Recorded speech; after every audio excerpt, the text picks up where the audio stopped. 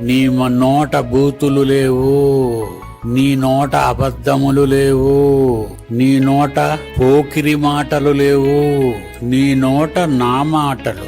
ఎవరి నోట దేవుని మాటలు ఉంటాయో వాళ్ళు ఉంటారండి. వాళ్ళు గర్భములోకి, మీ తల్లిదండ్రుల గర్భములోనికి రాకముందే దేవుడు మిమ్మల్ని దీని కొరకు ఏర్పాటు చేసుకున్నాడట. ఎందుకు ఆయన మాటలు మీ నోట పెడుతున్నాడు?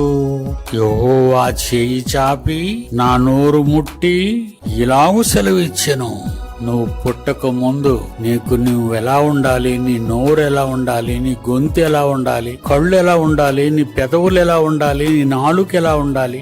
దేవుడు చేశాడు ఈ నిర్మాణాన్ని. నీ నోట నా మాటలు ఉంచి ఉన్నాను.